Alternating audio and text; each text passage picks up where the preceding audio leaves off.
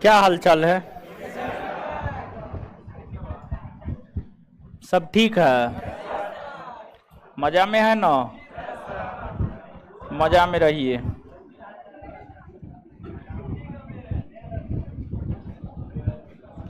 छुट्टी क्या है? कुछ है क्या?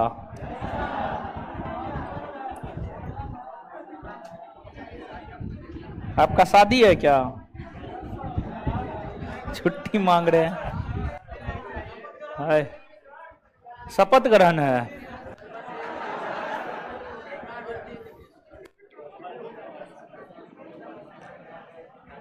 नीतीश कुमार फिर पलटी मार दिया।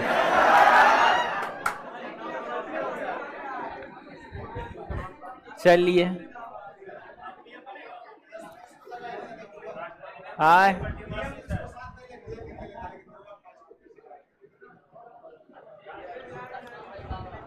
देखिए, हमारा तो इच्छा क्या है जानते हैं? हमारा तो इच्छा ये है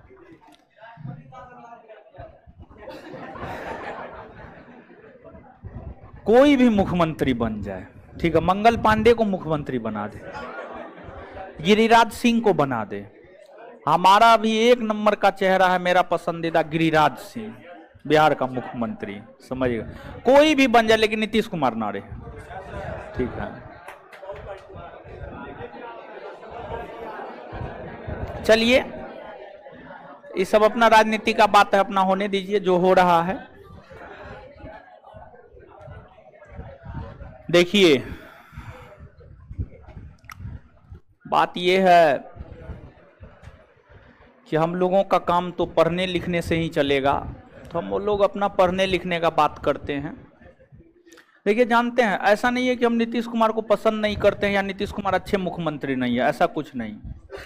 नीतीश कुमार अच्छे मुख्यमंत्री हैं, अच्छे प्रशासक रहे हैं, सब चीज अच्छा है, लेकिन जो लगातार है ना, ये चीज गड़बड़ है, ठीक है।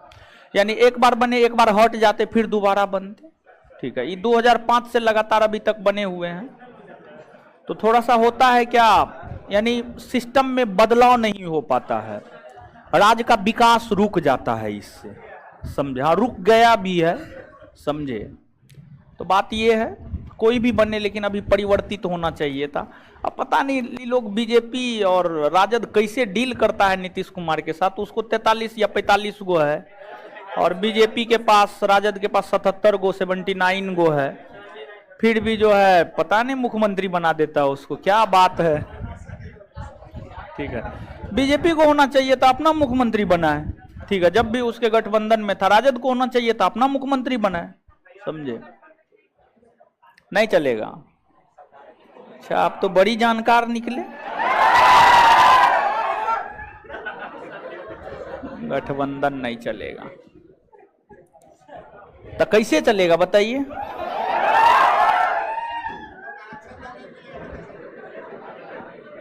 चलिए, हल्ला मत कीजिए, जो हुआ हुआ,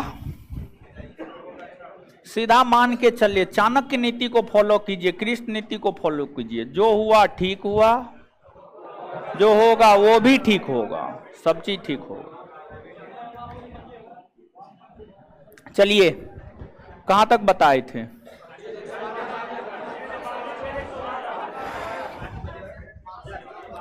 अनुच्छेद 100, उससे आगे ना जानना है? पूछे क्वेश्चन, तब ना पता चलेगा कितना पानी में है आप लोग। पढ़ते हैं कि नहीं पढ़ते? खड़ा होइए, खड़ा होइए, आप ही खड़ा होइए, बोलिए। अनुच्छेद 111 में क्या है? बोलिए, जो मन में है। हाँ, अनुच्छेद 111 में क्या है?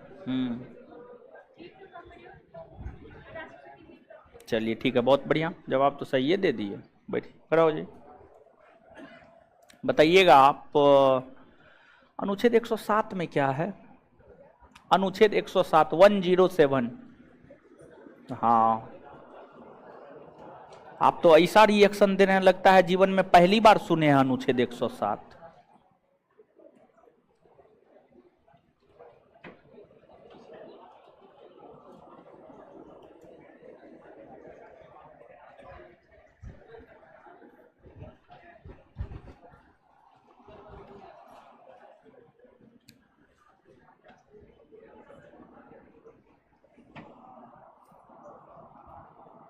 ऐ अनुच्छेद 107 नील बट्टे सन्नाटा।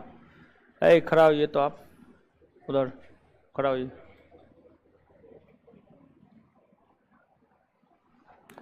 क्या है 107 में? 107 नहीं पता है। ये तो देख ली होगी, तो बड़ी तेज लड़की है। आप लोग भी तो देखिए लिए होंगे।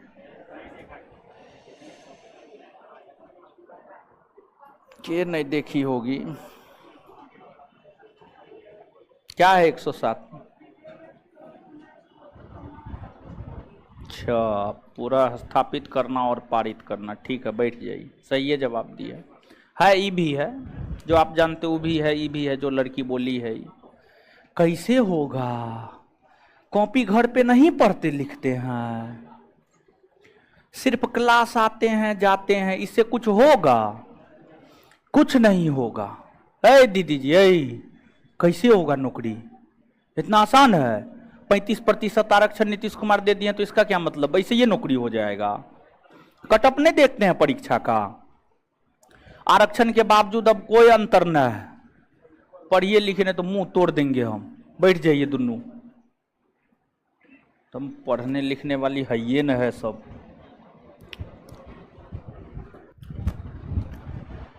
चलिए, अरे हीरो खड़ा होइए, खड़ा होइए। हाँ खड़ा होइए ना। आगे वाले बैठिए, आगे वाले बैठिए। हाँ बोलिए, अनुच्छेद 109 में क्या है? हाय, अच्छा बैठ जाइए, बहुत बढ़िया। अरे हीरो खड़ा होइए। अनुच्छेद 85 में क्या है?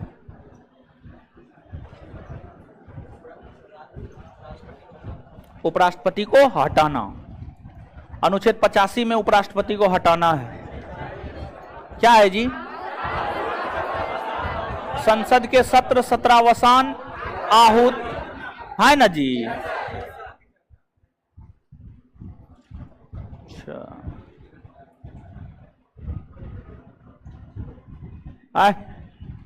कैसे होगा? होगा नौकरी? नहीं होगा। नौकरी होगा? नहीं होगा। बैठ जाइए। है हीरो खड़ा होइए।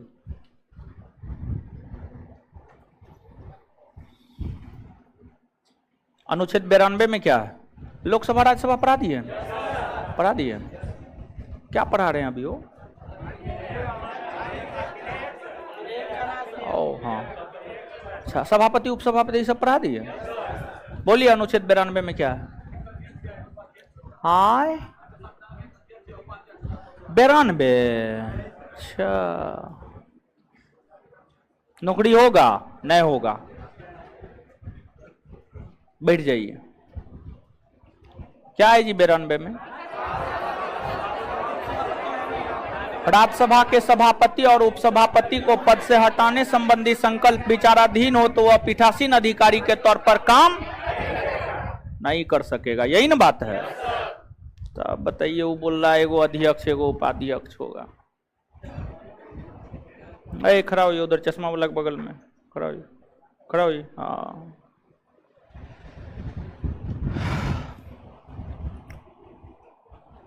कॉपी पलटिए इधर और पलटिए इधर। अच्छा, धन विधेयक को राज्यसभा संशोधित कर सकता है? यस और नो? कर सकता है? कर सकता है। संशोधन करने का सिफारिश कर सकता है। संशोधन नहीं ना कर सकता, संशोधन करने का सिफारिश कर सकता। बैठ जाइए, गलत हो गया। हे भगवान, आप लोग पढ़ते लिखते ना है हो? बताइए, एगो दूगो तीन गो चार गो पांच गो लोग अभी तक जवाब नहीं दिया है। और कौन जवाब दिया है? एगो लड़का सिर्फ जवाब दिया। एगो दूगो तीन गो, 8 गो को खड़ा किए हैं, 5 गो जवाब नहीं दिया है, 3 गो जवाब दी है। औसत तो लड़किए का ठीक है, लड़की में एगो दूगो तीन गो चार गो, 4 को खड़ा किए, 2 गो जवाब दी, 2 गो जवाब नहीं दी, समझ गए। लड़का में 4 को खड़ा किए, 1 गो जवाब दिया, 3 गो जवाब नहीं दिया। बताइए 3:1, 2:2, ये रेशियो है आपका।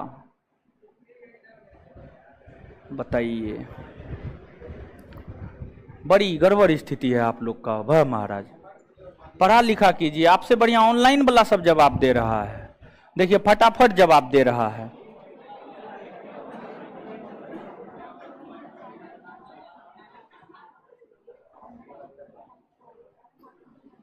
ऑनलाइन वाला सब तो जवाब ही नहीं दे रहा।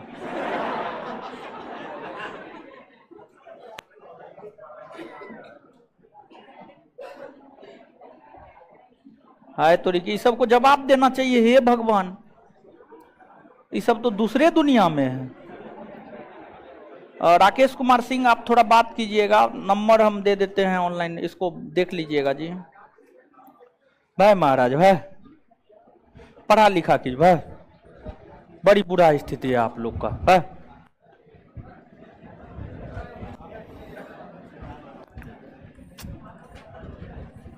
ऐसे में हम पढ़ाना छोड़ देंगे, आप लोग को किसी दूसरे मास्टर को भेज देंगे, आपको पढ़ाएगा अपना।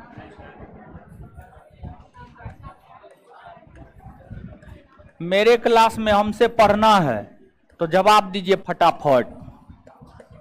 देखिए एक चीज बताइए, आप ही लोग हमको बताइए, समझाते हैं, लिखाते हैं, याद करवाते हैं, 3 बार तो हम ही करवा देते हैं।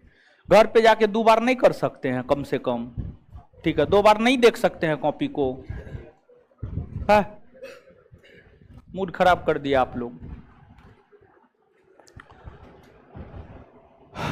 अनुच्छेद 113, अनुच्छेद 112 तक बता दिए थे। अनुच्छेद 112 के बाद जो अगला अनुच्छेद है वह है भारतीय संविधान का अनुच्छेद 113। तो अनुच्छेद 113 में क्या है? अनुच्छेद 113 में है अनुदान की मांग। क्या है? अनुदान। एक लाइन में कहे तो अनुदान की मांग है। अच्छा, एक लाइन में चीजों को याद कीजिए, ठीक है, फिर आगे समझाएंगे। अनुच्छेद 113 में अनुदान की मांग है। अनुच्छेद 114 में विनियोग विधेयक है। कौन विधेयक है? विनियोग विधेयक। विनियोग विधेयक है।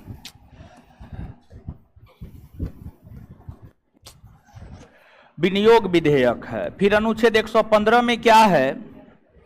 तो अनुच्छेद 115 में है अनुपूरक बजट। क्या है? अनुपूरक बजट। अनुपूरक बजट। अनुपूरक बजट। फिर अनुच्छेद 116 में है लेखानुदान। क्या है? लेखानुदान।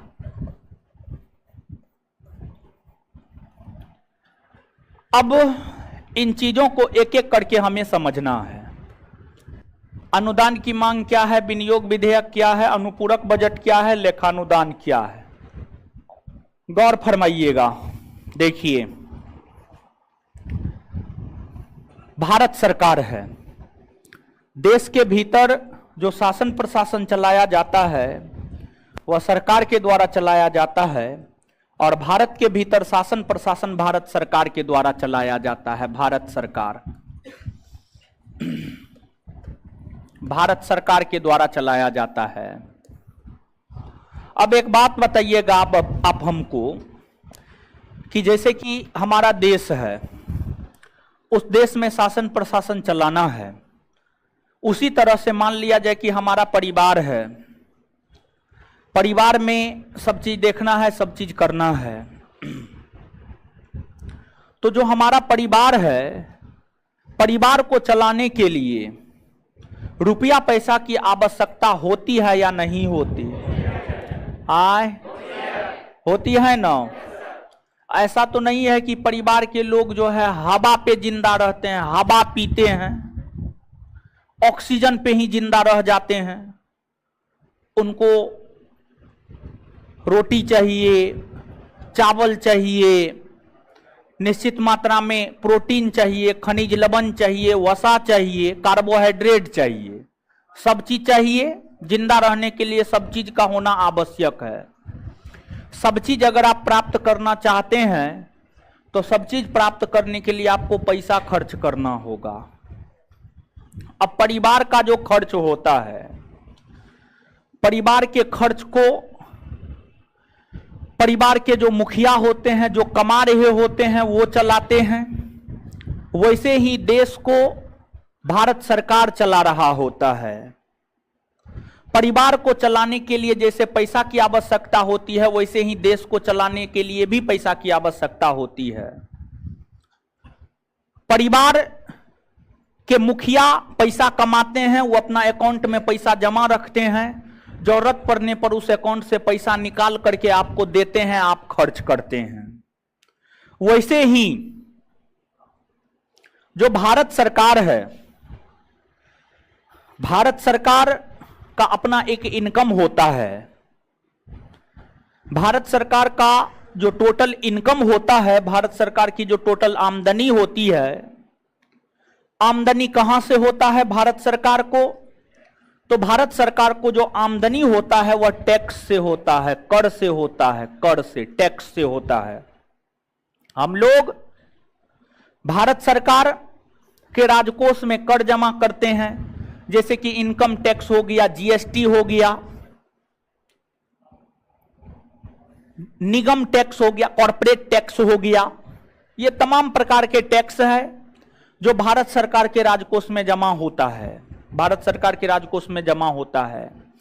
अब मान लिया जाए कि आपके पिताजी कमाने वाले हैं, बहुत पैसा कमाते हैं। इसमें से आप देखते होंगे बहुत के पिताजी ऐसे होंगे जो इतना ही कमाते हैं जितना कि परिवार चल सकता है। बहुत के पिताजी ऐसे होंगे जो बहुत ज्यादा कमाते हैं। जिनके पिताजी ज्यादा कमाते होंगे उनके पिताजी के पास बहुत सारा अकाउंट, जिनके पिताजी कम कमाते होंगे एगो दूगो अकाउंट। उसी प्रकार से भारत सरकार का जो इनकम होता है, भारत सरकार का भी मूल तौर पर 3 अकाउंट होता है, 3 अकाउंट होता है, 3 फंड होता है। संचित निधि, आकस्मिक निधि, लोक लेखा निधि। भारत सरकार का जो समस्त आय होता है, भारत सरकार का जो समस्त इनकम होता है, सारा का सारा इनकम होता है, वह संचित निधि में जमा होता है। कहां जमा होता है? संचित निधि।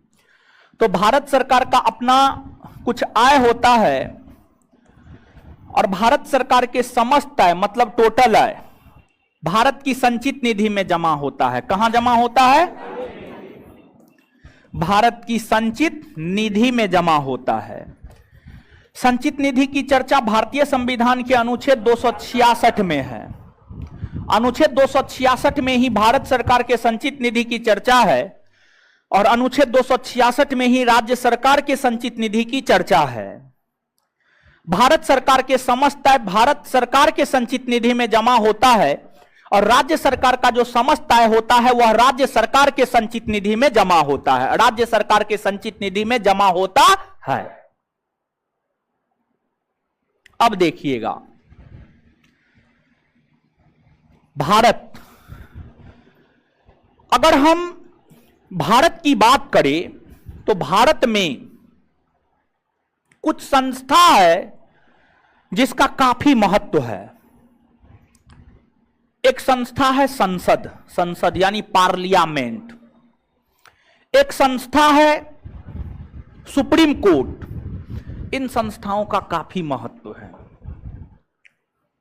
और भारत सरकार का जो समस्त आय संचित निधि में जमा होता है, उस संचित निधि के ऊपर जो कंट्रोल होता है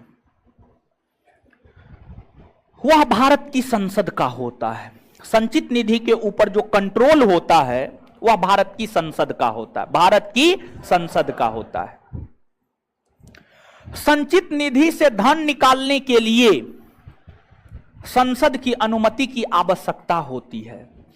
बिना संसद की अनुमति के भारत की संचित निधि से धन नहीं निकाला जा सकता। बिना संसद के अनुमति के भारत की संचित निधि से धन नहीं निकाला जा सकता है। इस निधि से धन निकालने के लिए भारत सरकार का सब इनकम तो यही है। और इससे धन निकालने के लिए इसकी आवश्यकता है, संसद की आवश्यकता है। तो अब आगे आप गौर फरमाएंगे थोड़ा सा। भारत सरकार का जो खर्च होता है, भारत सरकार का जो खर्च होता है, भारत सरकार अपने खर्च भारत सरकार अपने खर्च की अनुमति या स्वीकृति, भारत सरकार अपने व्यय या खर्च की स्वीकृति संसद से लेने हेतु, भारत सरकार अपने व्यय या खर्च की स्वीकृति संसद से लेने हेतु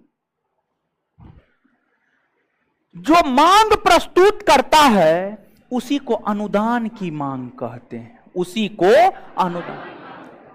मतलब इसको ऐसे समझिएगा, मान लिया जाए आप पटना में रहते हैं, आपका खर्च है 5,000 रुपया और आपके घर के गार्जियन आपके पिताजी हैं। सामान्य तौर पर पिताजी से पैसा के विषय में डायरेक्ट हम लोग बात नहीं करते हैं, माताजी को कहते हैं कि 5,000 रुपया हमको खर्च है, भेजवा देना। तो जो आप माताजी के थ्रू प्रस्ताव पिताजी के पास रखवाते हैं ताकि पिताजी आपको पैसा भेज सके, ऐसे थोड़े मम्मी पापा पैसा भेज देंगे, नहीं भेजेंगे। जब तक आप फोन नहीं कीजिएगा पैसा आता है। अब जिनके पिताजी मान लिया जाए कि सर्विसमैन होंगे, इनकम बहुत होगा, उनको तो अकाउंट से ट्रांसफर करना है, फट से 1 सेकंड में ट्रांसफर कर दिए। लेकिन जिनके पिताजी किसान हैं, मजदूर हैं, उनको तो घर पे 5 बार फोन करना पड़ता है, पैसा भेज ना दीजिएगा, महीना लग गया है, रूम ओनर को देना है, मास्टर को देना है, कॉपी खरीदना है, फलना करना है, चिलना करना है। ऐसा होता है कि नहीं होता? तो आप अपना खर्च लेने के लिए मम्मी के थ्रू पिताजी को प्रस्ताव नहीं भेजवाते हैं, हाँ या ना? तो ये जो प्रस्ताव आप भेजवाते हैं यही तो अनुदान की मांग है। मतलब भारत सरकार का जो खर्च है उस खर्च को स्वीकृति दिलाने के लिए भारत के संसद के समक्ष जो भारत सरकार के द्वारा मांग की जाती है उसी को हम लोग क्या कहते हैं? अनुदान की मांग। अनुदान की बात समझ में आया? हाँ या ना? चलिए अब देखिए, भारत सरकार संसद से अपना अनुदान की मांग करेगा तो जो विपक्ष है, विपक्ष मुंह देखेगा, विपक्ष कहेगा ना संसद को, संसद में यानी लोकसभा राज्य संसद, संसद का मतलब समझते हैं कि नहीं समझते? लोकसभा, लोकसभा राज्यसभा में सिर्फ सत्ता पक्ष ही होता है, विपक्ष होता है कि नहीं होता? आए होता है ना जी। तो अब मान लीजिए कि भारत सरकार यानी मोदी जी कहे संसद को कि मेरा इतना खर्च है, हमको 9,000 का हेलीकॉप्टर खरीदना है, तो इतना पैसा दीजिए संसद को। तो विपक्ष क्या कहेगा? ना, नहीं दीजिए इसको इतना, ये फालतू पैसा खर्च करता है।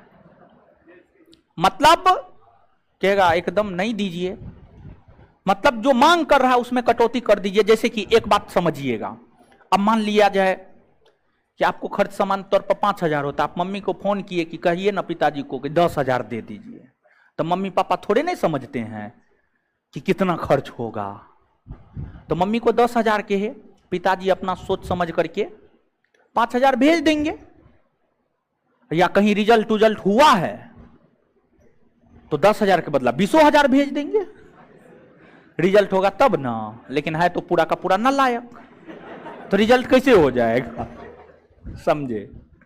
रिजल्ट होने पर 10 के बदला 20 मिलता है, रिजल्ट नहीं होने पर 10 के बदला 5 मिलता है, वो 5 मिलने पर आफत रहता है। समझे?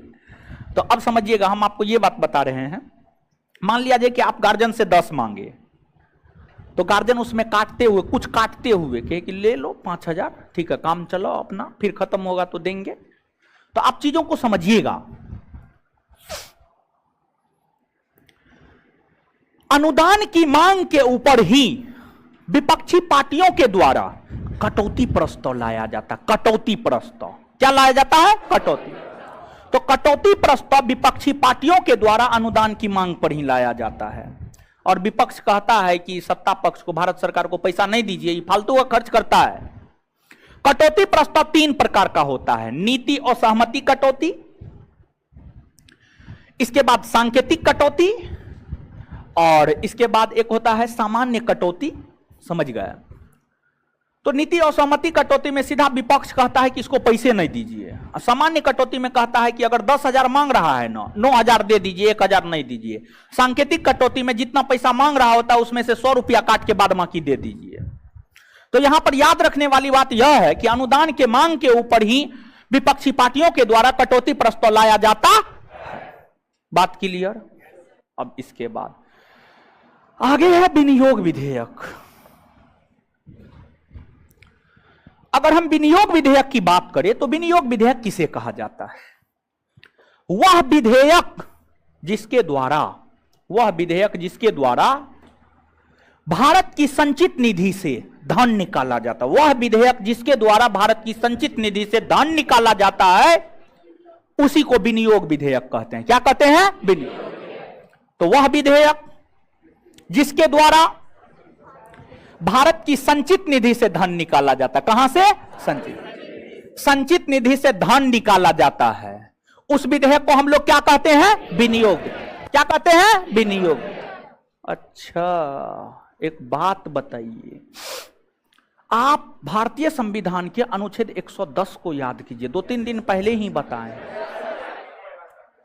संचित निधि से धन निकालना, हाय कैसा विधेयक? हाय धन विधेयक होगा और विनियोग विधेयक के माध्यम से संचित निधि से धन निकाला जा रहा है। क्या हम ये बात कह सकते हैं कि विनियोग विधेयक एक प्रकार का धन विधेयक है? हाय नहीं कह सकते। अनुच्छेद 110 को याद कीजिए ना जी। विनियोग विधेयक धन विधेयक है कि नहीं है? हाँ या ना? है ना हो? और एक बात बताइएगा, धन विधेयक जब पढ़ा रहे थे, अगर धन विधेयक लोकसभा से साधारण बहुमत से पारित नहीं होता है तो क्या होता है? सरकार। और विनियोग विधेयक एक प्रकार का धन विधेयक है। अगर विनियोग विधेयक साधारण बहुमत से लोकसभा से पारित नहीं होता है तो सरकार गिरेगा या नहीं गिरेगा? आए सरकार गिरेगा? आया ना? गिर जाएगा ना? चलिए ठीक है, इतना बात समझ में आया? आ गया ना? चलिए एक बात बताइएगा, विनियोग विधेयक एक प्रकार का धन विधेयक है, तो ई विधेयक सबसे पहले कौन सदन में रखा जाए? आए लोकसभा में रखा जाएगा। अच्छा एक बात और बताइएगा, विनियोग विधेयक धन विधेयक है, इस विधेयक को राज्यसभा अधिक से अधिक कितना दिन रोक सकती है? आए 14 दिन ना? बात क्लियर है? अच्छा एक बात और बताइएगा, यहां पर कोई साधारण विधेयक है, साधारण विधेयक को एक सदन पारित कर दिया, दूसरा सदन कितना दिन तक रोक सकता है? आए कितना? अच्छा राज्य के संदर्भ में कोई साधारण विधेयक है, साधारण विधेयक को विधानसभा पारित कर दिया, अब विधानसभा अधिक से अधिक कितना दिन तक रोक सकता है? विधान परिषद अधिक से अधिक कितना दिन? 4 माह। 4 माह। कितना माह? आप लोग को नहीं बताएं, हो सकता है इससे पहले वाला बैच में बताएं। अच्छा टेंशन नहीं लेना है, ये सब राज्य के शासन प्रशासन में देखेंगे, टेंशन नहीं लेना ये सब चीज के लिए। हमको लगा आप ही के बैच में बताए हैं, नहीं बताएं, एकदम टेंशन नहीं लीजिए, आगे पढ़ना है हम लोगों को, ठीक आगे पढ़ना है। इतना बात समझ में आया ना? हो बात क्लियर है यहां तक? चलिए अब आते हैं अनुपूरक बजट को समझते हैं। किसको समझते हैं?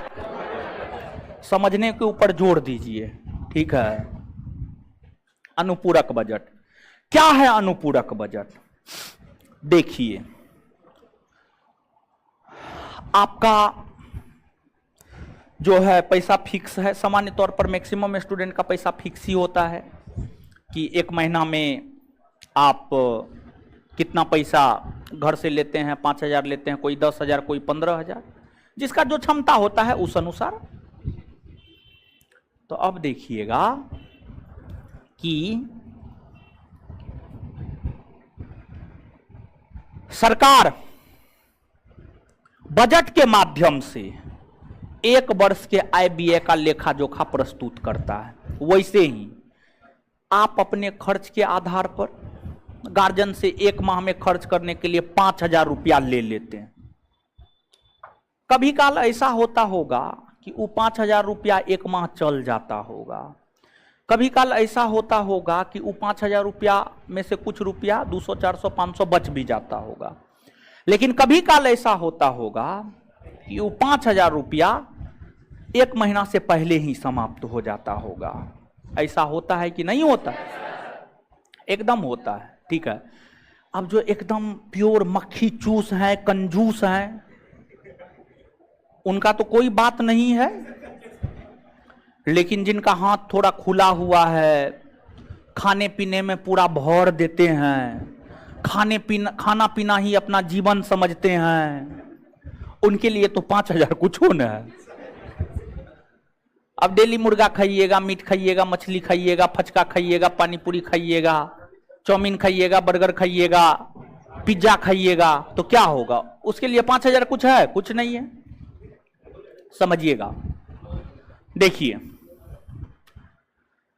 अब हमारा गार्जियन हमको 5,000 रुपया दिया कि एक महीना चलाना है, और हम उस 5,000 रुपया को 20 दिन में ही खत्म कर दिए। 20 दिन में ही खत्म। अगर मान लिया जाए कि हम 20 दिन में खत्म कर देंगे, बाद बाकी जो 10 दिन बचेगा, 10 दिन में तो हवा पी के नहीं है ना रहेंगे, हो हवा पी के रहेंगे? नहीं रहेंगे। फिर से गार्जियन को कहेंगे ना कि अरे पैसा तो खत्म हो गया, कुछ उधर से और है तो भेज ना दीजिए। कहेंगे कि नहीं कहेंगे? तो आपको तो एक महीना के लिए दे दिया गया था, लेकिन समय से पहले ही खत्म होने पर आप बचे हुए समय के लिए जो एक्स्ट्रा पैसा अपने घर से मंगवा लिए, वही तो अनुपूरक है, वही तो कॉम्प्लीमेंट्री है, सप्लीमेंट्री है। अब गौर कीजिएगा। वैसे ही जो बजट होता है, बजट में एक वर्ष के आय व्यय का लेखा जोखा होता है। एक वर्ष में कितना इनकम होगा, कितना खर्च होगा, सरकार सब चीज निर्धारित कर देता है। अब मान लीजिए बजट एक वर्ष के लिए है, और बजट में एक वर्ष के लिए रुपया आवंटित होता है।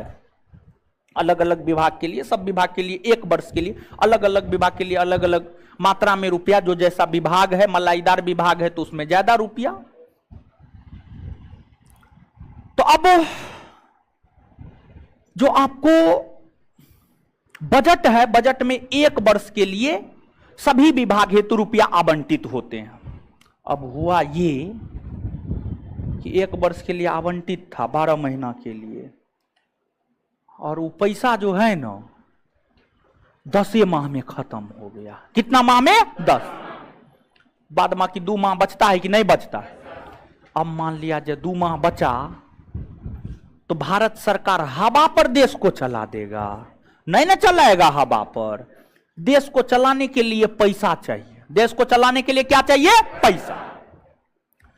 अब देश को चलाने के लिए पैसा चाहिए, तो जो बचे हुए 2 माह के लिए, बचे हुए 2 माह के खर्च के लिए जो भारत सरकार के द्वारा बजट प्रस्तुत करके उस 2 माह के खर्च, 2 माह में कितना खर्च होगा उसको लेकर जो भारत सरकार बजट प्रस्तुत करेगा, उसी को हम लोग अनुपूरक बजट कहते हैं। क्या कहते हैं? बात समझ में आया कि नहीं आया? आ गया ना? चलिए, तो एक बात बताइएगा कि अगर बजट 1 साल के लिए प्रस्तुत हुआ, पैसा 1 वर्ष के लिए आवंटित हो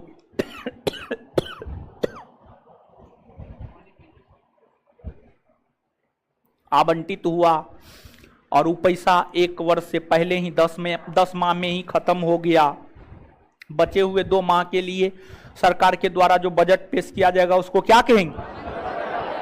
अनुपूरक बजट कहेंगे। इसके बाद आगे है लेखानुदान। आगे क्या है? क्या है? लेखानुदान। लेखानुदान। लेखानुदान क्या होता है इसको हमें समझना है। देखिए गौर कीजिएगा, चीजों को समझिएगा। भारत, जो अपना देश भारत है, भारत का वित्तीय वर्ष होता है 1 अप्रैल से 31 मार्च। भारत का वित्तीय वर्ष शुरू होता है 1 अप्रैल को और समाप्त होता है 31 मार्च को। 31 मार्च को समाप्त होता है। और भारत में जो बजट पेश होता है, आप याद कीजिए, 1 वर्ष में संसद का क्या गो सत्र? हाँ, सब आप लोग खा पी करके नहीं बैठिए। क्या गो? 3 गो। क्या गो? 2 गो के कह रहा है भाई महाराज। यानी कहने का मतलब ये है कि अगर आप सही हैं और 2 बार बोले गलत हैं तो मतलब अपना डिसीजन ही बदल दिए। हाँ, ऐसा काहे करते हैं जी? हाँ, ऐसा नहीं करना चाहिए। अगर आप सही हैं, अकेले चलने में विश्वास कीजिए। भले दुनिया आपका साथ नहीं देगा, लेकिन एक समय ऐसा आएगा कि काफिला आपके पीछे खड़ा होगा, समझे? तो अकेला चलिए। अभी नहीं कि अपने आत्मविश्वास को डगमगा लेते हैं, ठीक है? समझे? कैसे होगा? देख रहे हैं वो खुला काहे छोड़े हैं? उधर उधर उधर सीधा फेंक देंगे हम। चल जाइएगा। चलिए सुनिएगा। हाँ, लेखानुदान है ना। देखिए, संसद का 3 गो सत्र होता है। बजट सत्र, शीत सत्र, मानसून सत्र होता है। बजट सत्र जानते हैं, जो बजट सत्र है पहले फरवरी के अंतिम कार्य दिवस को प्रस्तुत होता था, शुरू होता था बजट सत्र पहले पहले पहले। लेकिन अब जो है, जब से हमारे मोदी जी आए हैं, बहुत कुछ परिवर्तित किए, तो बजट सत्र जो है अब प्रारंभ हो जाता है 1 फरवरी को। यानी फरवरी के प्रथम कार्य दिवस को बजट सत्र शुरू हो जाता है। बजट सत्र शुरू हो जाता है। बजट सत्र को बजट सत्र नाम इस वजह से दिया गया है क्योंकि इस सत्र के दौरान बजट पेश किए जाते हैं, सरकार के द्वारा बजट पेश किए जाते हैं। और कभी कभी होता यह है कि जो बजट है ना, अच्छा लाइट कट गया ना, आ जाएगा, चिंता मत कीजिए। देखिए आए तो लिखा है कि ना, कहाँ है?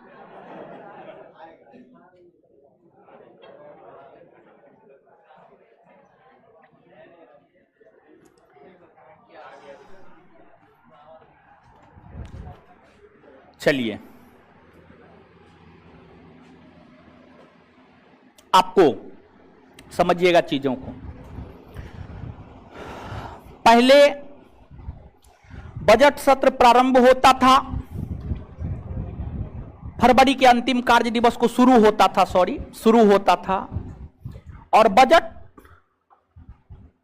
पारित होते होते मई चला जाता था। बजट पारित होते होते कौन महीना चला जाता था?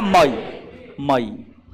और जब तक बजट पारित नहीं होगा तब तक पैसा थोड़े निकाला जा सकता है, नहीं निकाला जा सकता है। लेकिन गौर कीजिएगा, पहले के दिनों में बजट फरवरी के अंतिम कार्य दिवस को प्रस्तुत किया जाता था, बजट सत्र की शुरुआत होती थी, और बजट पारित होते होते मई जून का माह चले जाता था, मई जून का माह चले जाता था। लेकिन भारत का वित्तीय वर्ष शुरू हो जाता है 1 अप्रैल को ही। भारत का वित्तीय वर्ष शुरू हो जाता है 1 अप्रैल को। तो बजट पारित होने की प्रक्रिया के दौरान ही बजट के एक निश्चित हिस्सा को बजट पारित होने से पहले ही निकाल लिया जाता था। बजट पारित होने से पहले ही खर्च करने के लिए निकाल लिया जाता था। इसी को लेखानुदान कहा गया। आप नहीं समझे होंगे, एक बार फिर से समझिएगा। देखिए, होता यह है कि जो आपको बजट है, जब बजट 1 अप्रैल तक पारित नहीं हो पाता है और 1 अप्रैल से भारत का वित्तीय वर्ष शुरू होता है, बजट से पैसा निकाल करके खर्च करना प्रारंभ 1 अप्रैल से शुरू हो जाता है। लेकिन अगर बजट 1 अप्रैल तक पारित नहीं हो पाता है तो इस स्थिति में बजट के ही हिस्सा में से कुछ हिस्सा निकाल कर,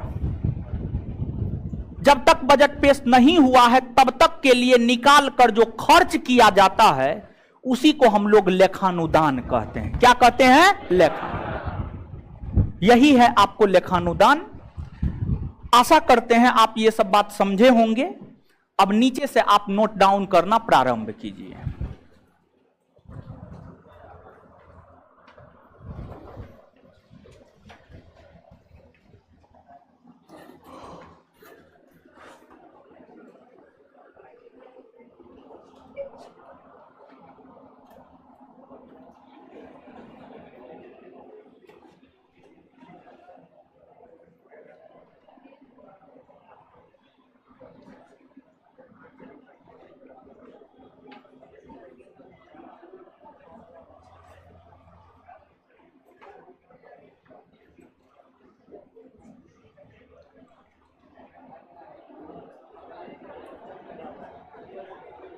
अरे राकेश कुमार सिंह का क्या दिक्कत है?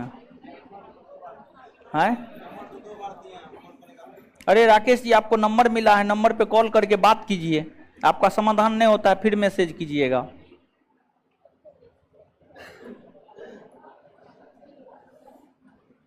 लिखिएगा अनुच्छेद 113।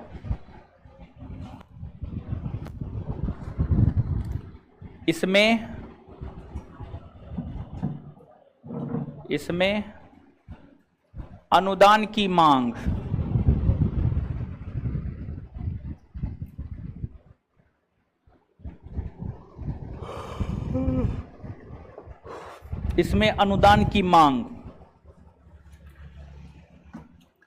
की चर्चा है। इसमें अनुदान की मांग की चर्चा है।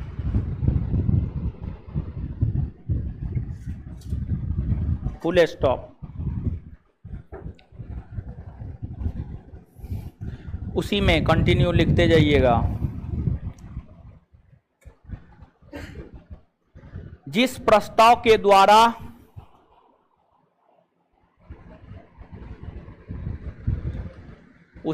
जिस प्रस्ताव के द्वारा भारत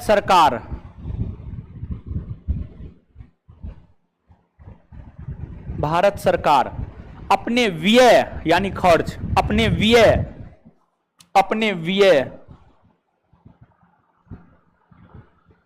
देखिए, अपने व्यय कॉस्ट में लिख लीजिएगा खर्च। जिस प्रस्ताव के द्वारा भारत सरकार अपने व्यय की स्वीकृति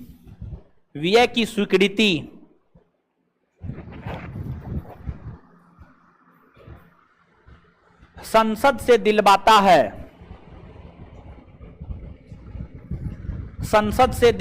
है,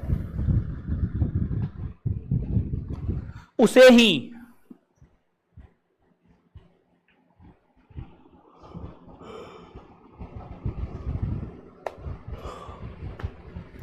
अनुदान की मांग कहते हैं।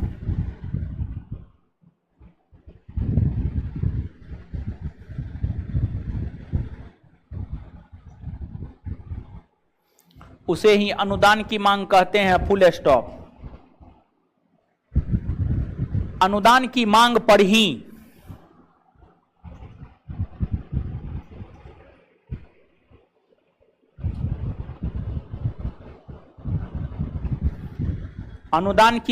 ही विपक्षी पार्टियों के द्वारा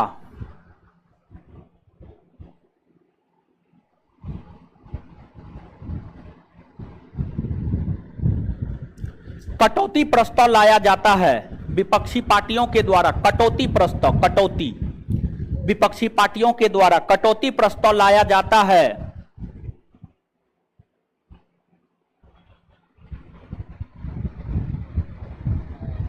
कटौती प्रस्ताव लाया जाता है।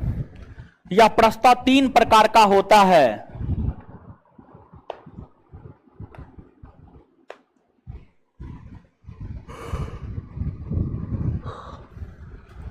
यह प्रस्ताव 3 प्रकार का होता है। 1 नंबर में नीति और सहमति कटौती, 1 नंबर में नीति और सहमति कटौती, नीति और सहमति कटौती। आगे साधारण कटौती, सांकेतिक कटौती,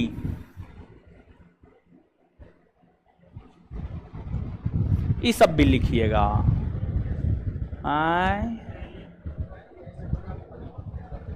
नीति और सहमति कटौती क्या था, यो सब लिखिएगा।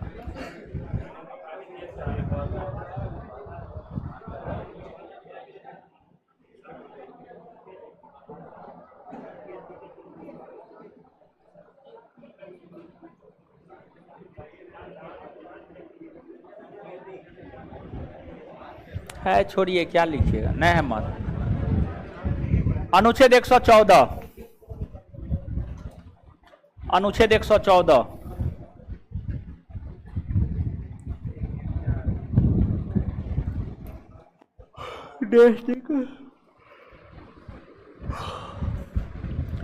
इसमें विनियोग विधेयक की चर्चा है, इसमें विनियोग विधेयक की चर्चा है। विनियोग विधेयक की चर्चा है।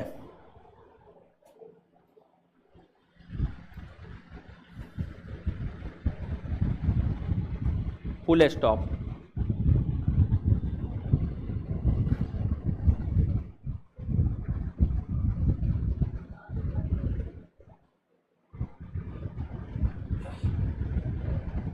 वैसा, उसी में कंटिन्यू, वैसा विधेयक जिसके द्वारा भारत की संचित निधि से धन निकाला जाता है विनियोग विधेयक कहलाता है। वैसा विधेयक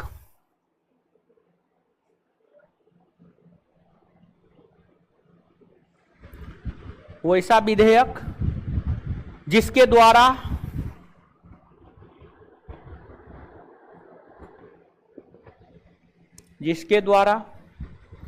भारत की संचित निधि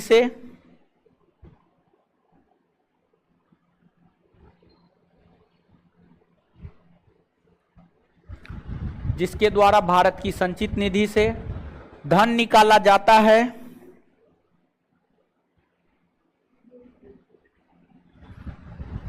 भारत की संचित निधि से धन निकाला जाता है, उसे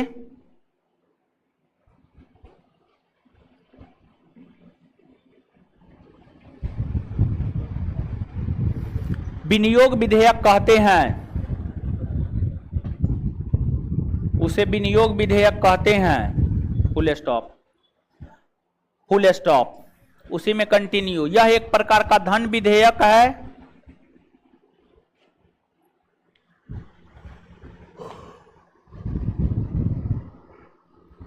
यह एक प्रकार का धन विधेयक है, यह एक प्रकार का धन विधेयक है। इसलिए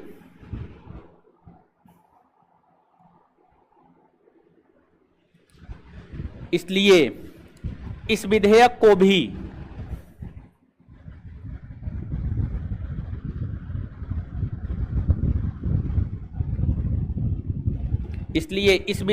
भी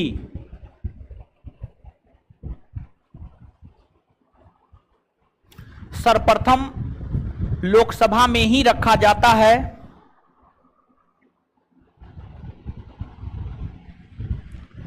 इस विधेयक को भी सर्वप्रथम लोकसभा में ही रखा जाता है।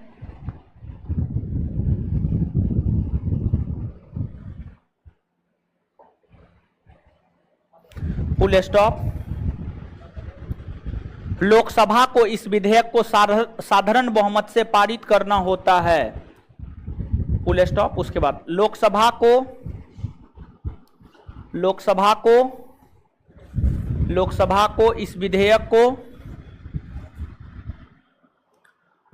को इस विधेयक को साधारण बहुमत से पारित करना होता है।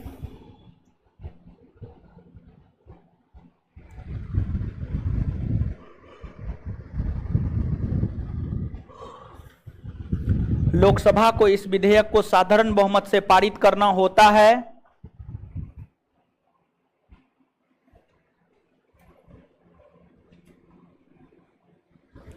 लोकसभा को इस विधेयक को साधारण बहुमत से पारित करना होता है।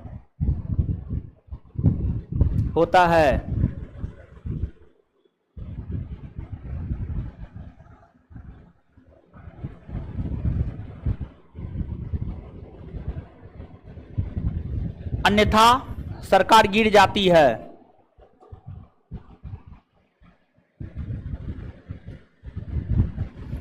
अन्यथा सरकार गिर जाती है।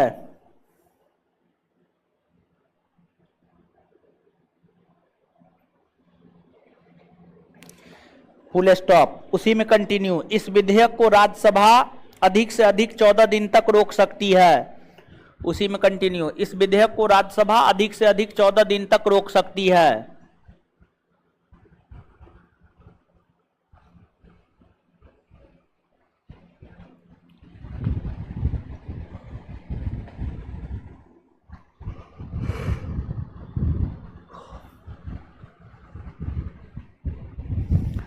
अब नोट देकर के लिखिएगा, एनओटी नोट।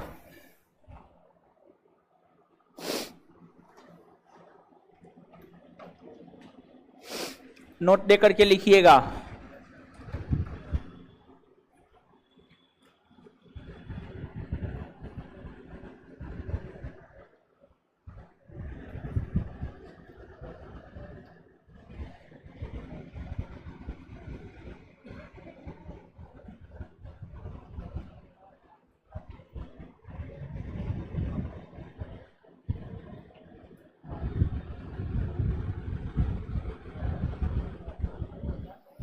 भारत सरकार की समस्त आय,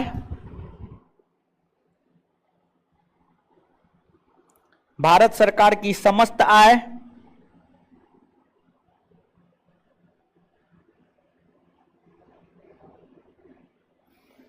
भारत सरकार की समस्त आय जिस निधि में जमा होती है,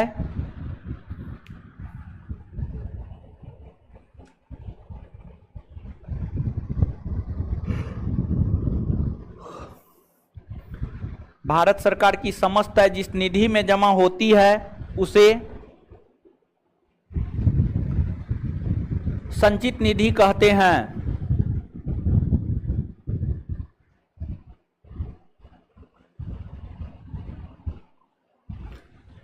इसकी चर्चा भारतीय संविधान के अनुच्छेद 267 में है। 266, सॉरी, आकस्मिक निधि है 267, सॉरी। इसकी चर्चा भारतीय संविधान के अनुच्छेद 266 में है।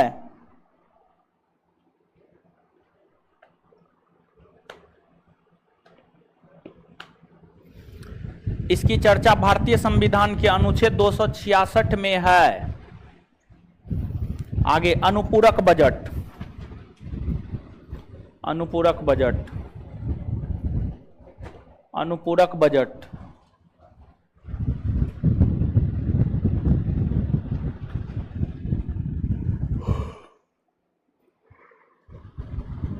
लिखिएगा आगे।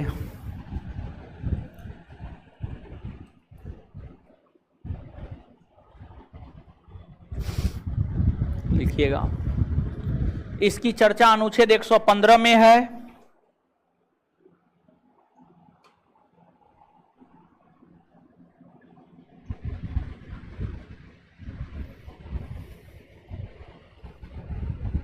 Full stop. अब उसमें कंटिन्यू कीजिएगा।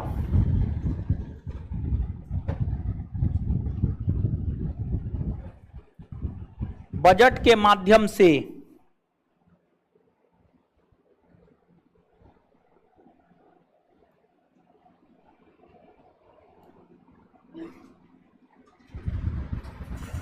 बजट के माध्यम से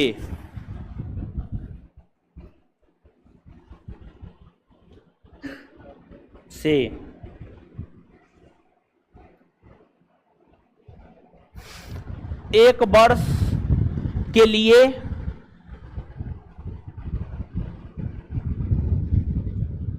खर्च हेतु, एक वर्ष के लिए बजट के माध्यम से एक वर्ष के लिए खर्च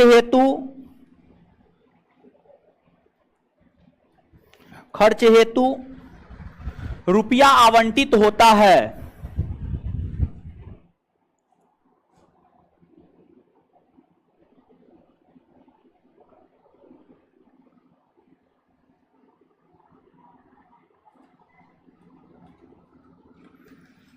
लेकिन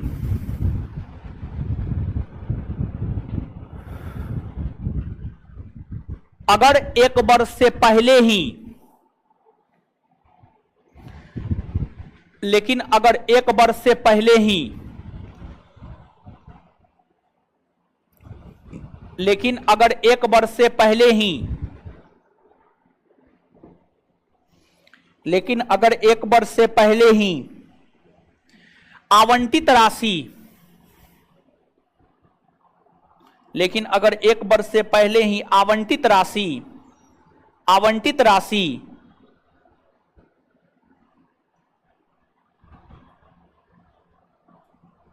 समाप्त हो जाता है,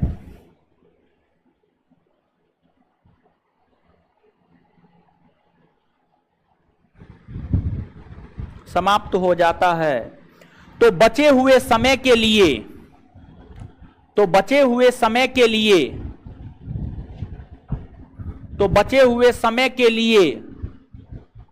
खर्च करने हेतु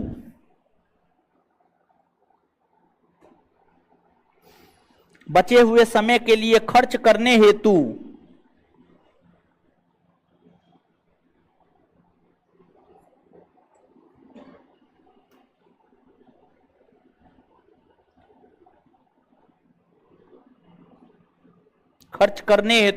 तो बचे हुए समय के लिए खर्च करने हेतु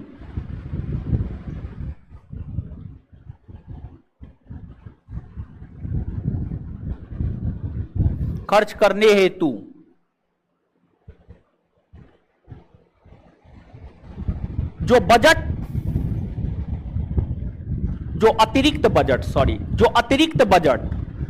अतिरिक्त बजट लाया जाता है,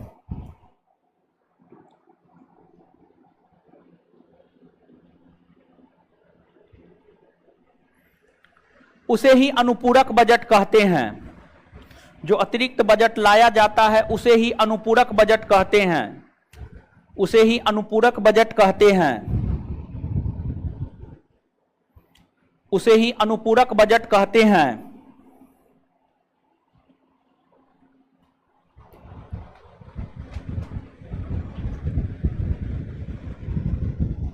आगे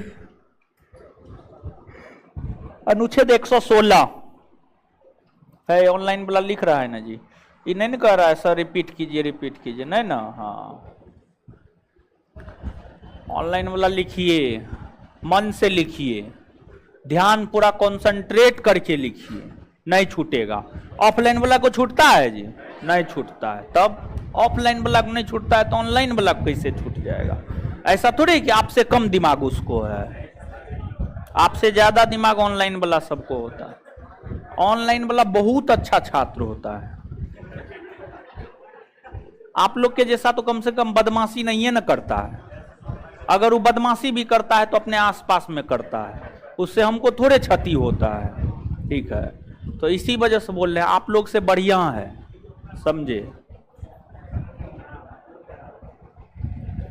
आगे अनुच्छेद 116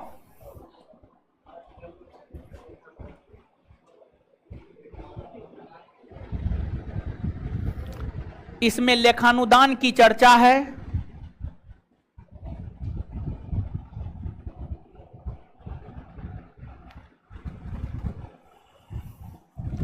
इसमें लेखानुदान की चर्चा है। इसे अग्रिम पेशगी भी कहा जाता है। इसे अग्रिम अग्रिम अग्रिम अग्रिम अग्रिम पेशगी भी कहा जाता है। पेशगी पेशगी, पेश में गी जोड़ दीजिए, पेशगी। हाँ, मतलब बजट पारित होने से पहले ये पैसा निकाल लिया जाता है। इसे अग्रिम पेशगी भी कहा जाता है। अब कंटिन्यू लिखते जाइएगा।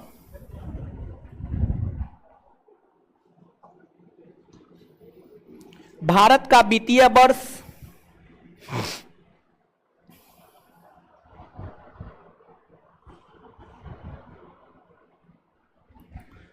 एक अप्रैल से 31 मार्च के बीच होता है। भारत का वित्तीय वर्ष 1 अप्रैल से 31 मार्च के बीच होता है।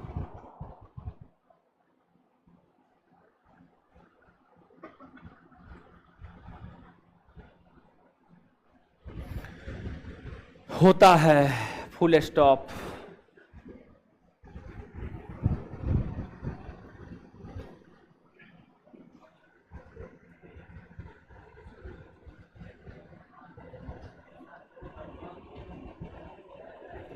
होता है, फुल स्टॉप।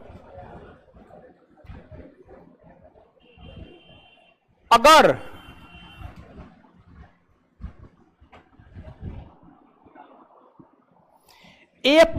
अगर 1 अप्रैल तक, अगर 1 अप्रैल तक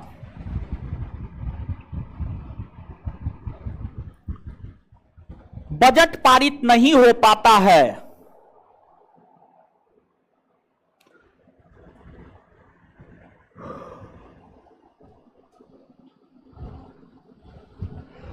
तो इस स्थिति में तो इस स्थिति में तो इस स्थिति में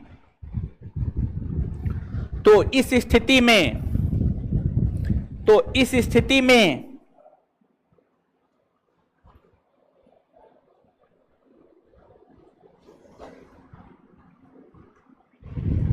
तो इस स्थिति में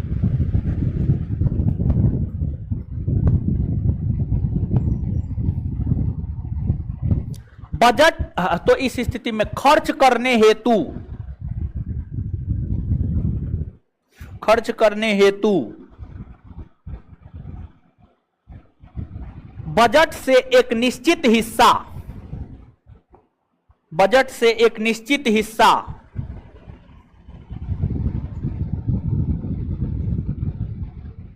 बजट से एक निश्चित हिस्सा बजट पारित होने से पहले ही बजट का एक निश्चित हिस्सा बजट पारित होने से पहले ही बजट का एक निश्चित हिस्सा बजट पारित होने से पहले ही निकाल लिया जाता है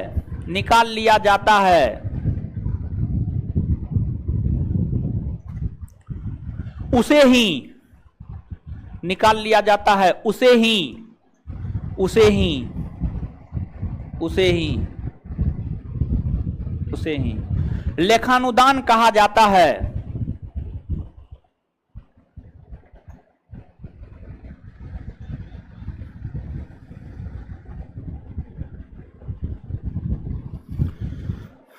चलिए, हो गया।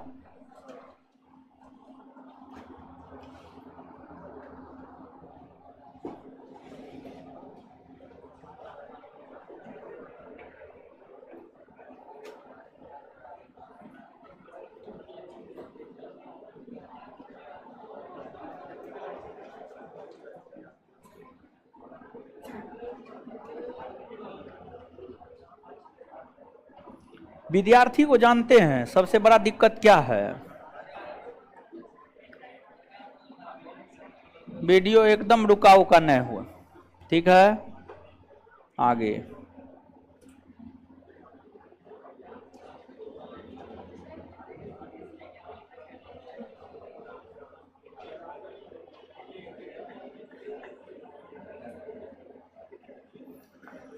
चलिए, आगे अनुच्छेद 117 बताए हैं, एकदम बताएं। अनुच्छेद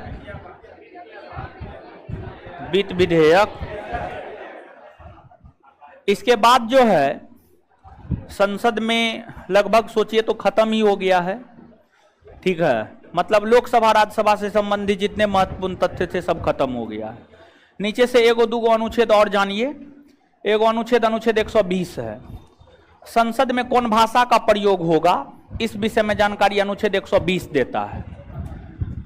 संसद के सदस्य कौन भाषा का प्रयोग करेंगे, इस विषय में जानकारी अनुच्छेद 120 देता है।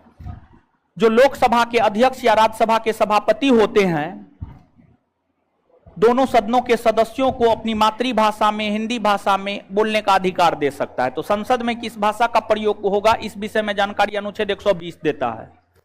फिर एक अगला महत्वपूर्ण अनुच्छेद है अनुच्छेद 122। अनुच्छेद 122 कहता है संसद में जो कार्यवाहियां हुई है, मतलब जो काम हुआ है, उसकी जांच न्यायालय नहीं कर सकता है। संसद में हुए कार्यवाहियों की जांच न्यायालय नहीं कर सकता है।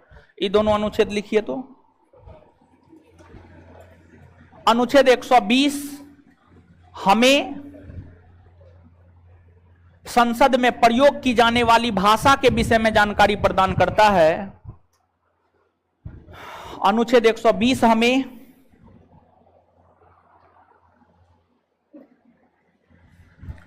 अनुच्छेद 120 हमें संसद में प्रयोग की जाने वाली भाषा के विषय में जानकारी प्रदान करता है।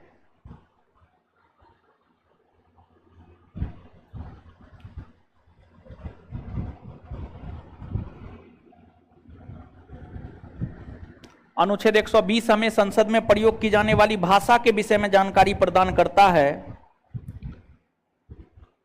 आगे अनुच्छेद 122 यह कहता है, आगे अनुच्छेद 122 यह कहता है, अनुच्छेद 122 यह कहता है कि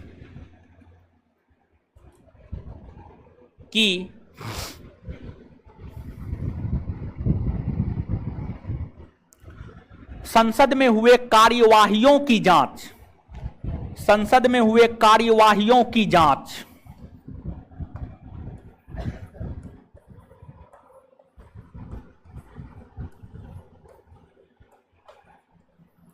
संसद में हुए कार्यवाहियों की जांच करने का अधिकार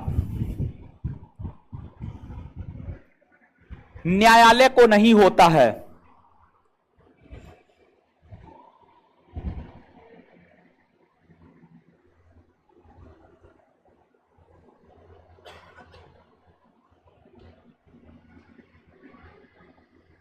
तब आगे छुट्टी तो बहुत लंबा हो रहा है क्या ना, विद्यार्थी सब देख रहे हैं, भाग रहा है। विद्यार्थी हल्का नहीं हो गया, हल्का हो गया। मुहर्रम है, तजिया निकलता इसी में ना जी, तजिया इसी में ना, आज ये था। उसके बाद जो है देखिए एगो को कॉपी किताब लेके भाग रहा है, बोले भाग रहा है तो इधर आ गया। चलिए, तो जो है आपको एगो शिक्षा देते हैं हम आपको, ईमानदार बनिए। आप खुद के प्रति ईमानदार बनिए, सत्य बोलिए। सत्य बोलने में कोई पैसा नहीं लगता है। देखिए लोग कहता है स्वर्ग है नरक है, कुछ नहीं है। यहीं पर स्वर्ग है, यहीं पे नरक है। अच्छे कर्म करेंगे तो अच्छा होगा आपके साथ, गलत कर्म करेंगे गलत होगा आपके साथ। झूठ नहीं बोलिए, किसी से फ्रॉडगिरी नहीं कीजिए, खुद के प्रति ईमानदार बने रहिए। किसी से कोई वादा कीजिए तो निभाइए, और स्पेशली खुद से वादा कीजिए तो निभाइए। मतलब अगर आप सोचे हैं कि आज हमको ये करना है, इतना होमवर्क करना है, तो उसको निभाइए। हम ये बात कहना चाह रहे हैं। और पढ़िए, कंपटीशन का जमाना है, लगभग करोड़ों की संख्या में छात्र कंपटीशन की तैयारी कर रहा है। ये चीज आपको रेलवे में भरे हुए फॉर्म की संख्या के आधार पर बताया जा सकता है। और वैकेंसी हजारों में आता है, बहुत कंपटीशन है। मेहनत कीजिए, झूठ फरेब से बचिए, चहक वहक से बचिए,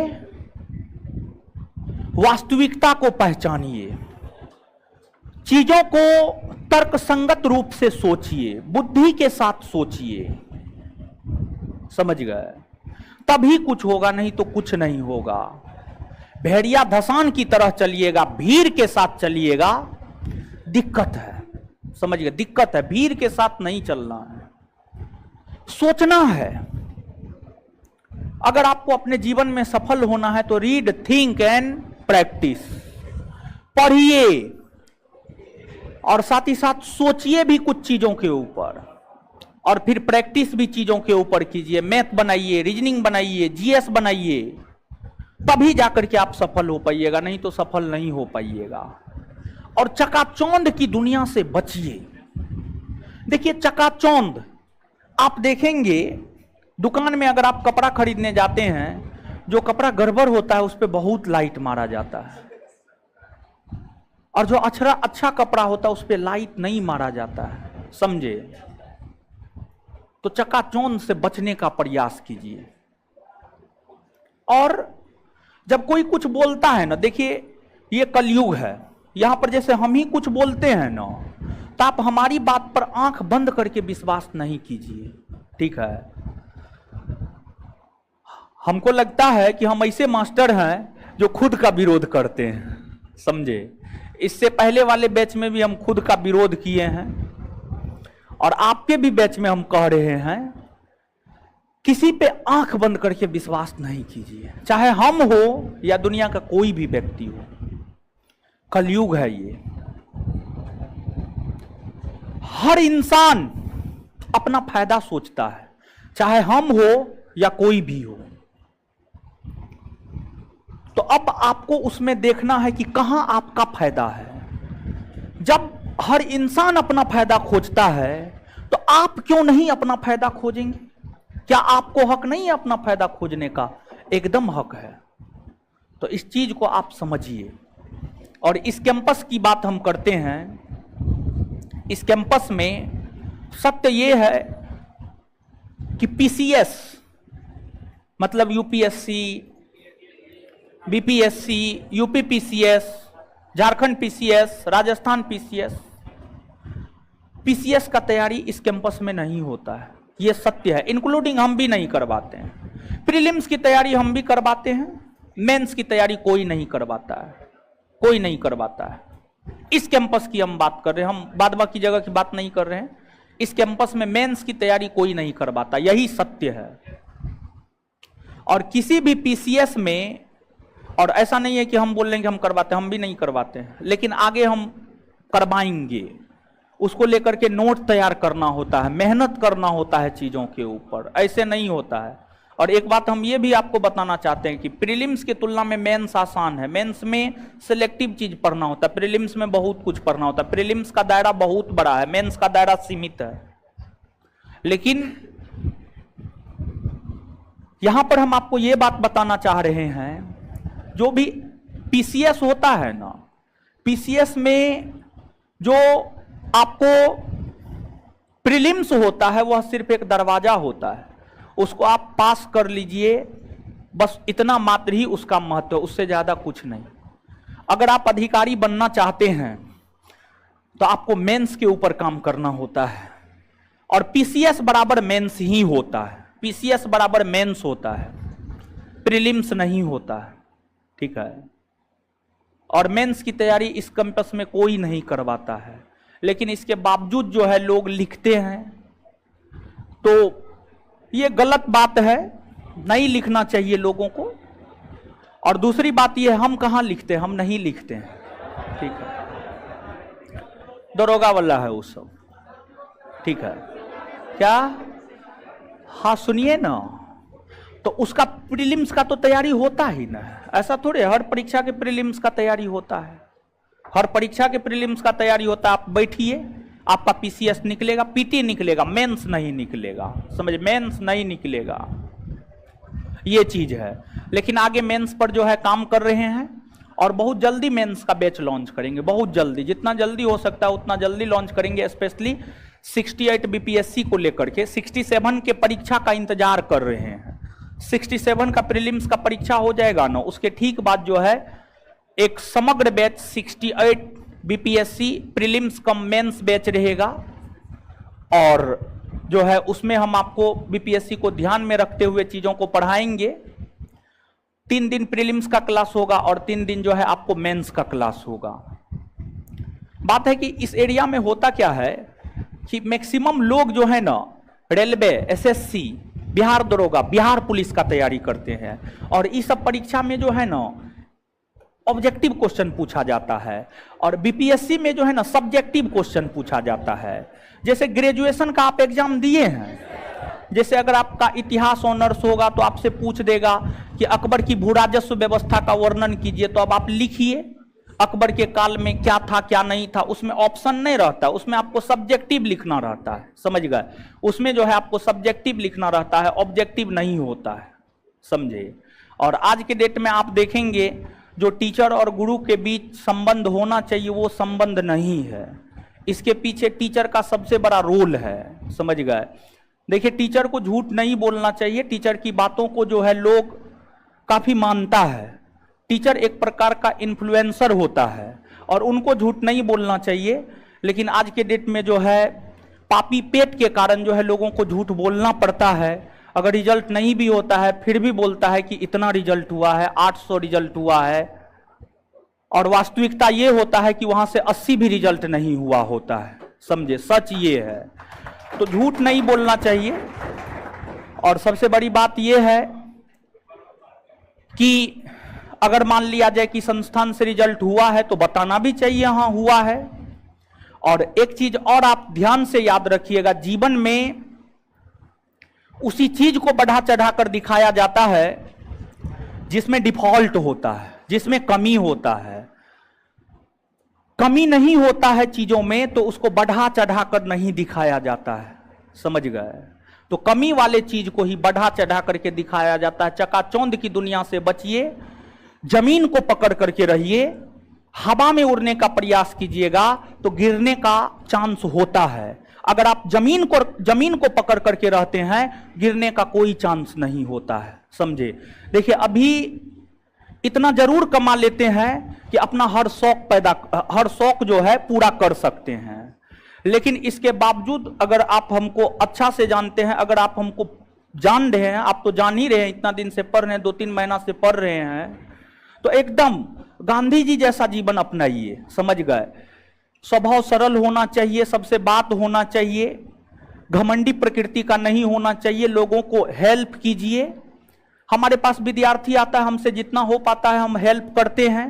और पहनावा ओढ़ावा से कुछ नहीं होता है, अच्छे दिखने से कुछ नहीं होता है, ये सब चंद दिनों का चीज होता है। जैसे खूबसूरती हो गया, चंद दिनों का मेहमान है, जवानी हो गया, चंद दिनों का मेहमान है।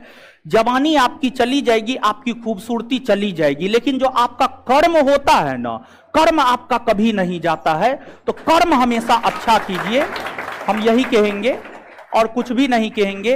और अभी आप छात्र हैं और छात्र धर्म का सबसे बड़ा कर्म होता है पढ़ाई करना। हम हाथ जोड़ करके आपको कहेंगे कि देखिए आपके माँ पिताजी का भी कुछ सपना है और आपको उस सपना को पूरा करना है। आप नहीं पूरा कीजिएगा तो कौन पूरा करेगा। आपके माता पिता अपने सपना को पूरा करने के लिए ही आपको भेजे हैं। देखिए कोई माँ नहीं चाहती है, कोई पिताजी नहीं चाहते हैं कि उनका संतान उनसे अलग हो, लेकिन कुछ मजबूरियां होता है जो माता पिता को अपने संतान से अलग करता है। और आप खुद इस चीज को सोचिए कि आप कितना कष्ट में रह करके पढ़ते हैं, हर चीज खुद करना पड़ता है, खाना बनाते हैं, बर्तन धोते हैं, कपड़ा साफ करते हैं, फिर पढ़ते भी हैं। तो अब आप इस चीज को सोचिए कि हम टाइम कट्टू पढ़ाई करें या सच में मेहनत करें, इस चीज को आपको समझने की जरूरत है, समझ गए। देखिए टाइम कट्टू पढ़ाई कीजिएगा ना तो 5 साल 6 साल में भी नौकरी नहीं होगा। और हम आपको भरोसा देते हैं कि अगर आप अच्छे ढंग से मुश्किल से 1 साल पढ़ लीजिएगा ना तो आपका रिजल्ट हो जाएगा। तो अब आप खुद सोचिए कि आपको 5-6 साल मेहनत करना है कि 1 साल मेहनत करना है।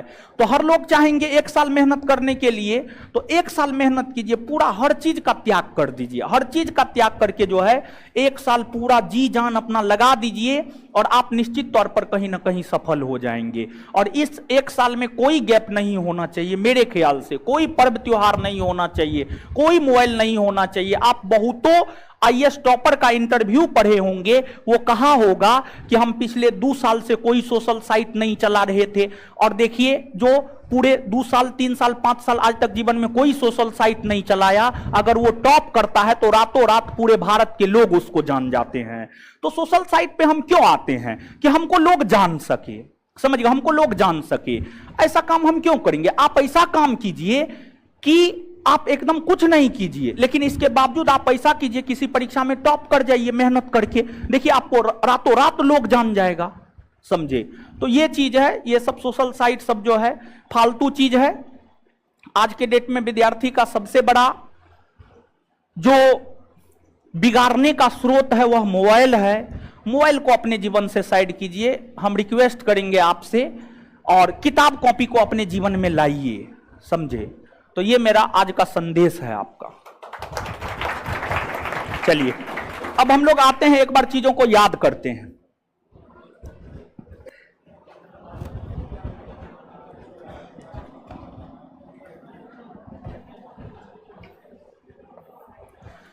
अनुदान की मांग की चर्चा कौन अनुच्छेद? अनुच्छेद 100। अच्छा, अनुदान की मांग के ऊपर विपक्षी पार्टियों के द्वारा कौन सा प्रस्ताव? कटौती प्रस्ताव। कौन सा प्रस्ताव? अनुदान की मांग के ऊपर विपक्षी पार्टियों के द्वारा कौन सा प्रस्ताव? कौन सा प्रस्ताव? विनियोग विधेयक की चर्चा कौन अनुच्छेद? कौन अनुच्छेद? अच्छा एक बात बताइए, विनियोग विधेयक कैसा विधेयक? धन विधेयक होने के कारण इस विधेयक को सबसे पहले कौन सदन में पेश? कौन सदन में? और अगर लोकसभा इसे पारित नहीं करता है तो क्या होगा? सरकार गिर जाती है। और इस विधेयक पर राज्यसभा कितना दिन तक विचार? कितना दिन तक? वह विधेयक जिसके माध्यम से भारत की संचित निधि से धन निकाला जाता है उसे क्या कहते हैं? क्या कहते हैं? भारत सरकार की समस्त किस निधि में जमा होती है? संचित निधि। कौन निधि में? संचित निधि। और इसके बाद संचित निधि की चर्चा भारतीय संविधान के कौन अनुच्छेद में? अनुच्छेद 266। संचित निधि से धन निकालने के लिए किसकी स्वीकृति की आवश्यकता होती है? संसद। किसकी स्वीकृति? संचित निधि से धन निकालने के लिए किसकी स्वीकृति की आवश्यकता? किसकी स्वीकृति? अनुपूरक बजट कौन अनुच्छेद में? अनुपूरक बजट। लेखानुदान। लेखानुदान। अच्छा, वित्त विधेयक 117। 100 संसद में प्रयोग की जाने वाली भाषा। 100 संसद में प्रयोग की जाने वाली भाषा। 120 संसद में हुए कार्रवाइयों की जांच न्यायपालिका नहीं करेगा। 100 राष्ट्रपति अध्यादेश जारी करेगा। 123 संयुक्त अधिवेशन। 108 धन विधेयक से संबंधित विशेष प्रक्रिया। 100 धन विधेयक की परिभाषा। 100 राष्ट्रपति का वीटो। 100 वार्षिक वित्तीय विवरण यानी बजट। 100 बात क्लियर है? इससे आगे अगले क्लास में मिलते हैं। धन्यवाद सभी लोगों को। हाँ कल होगा, एकदम होगा, कल क्लास होगा, एकदम क्लास होगा। ठीक है, कल क्लास होगा, एकदम होगा क्लास।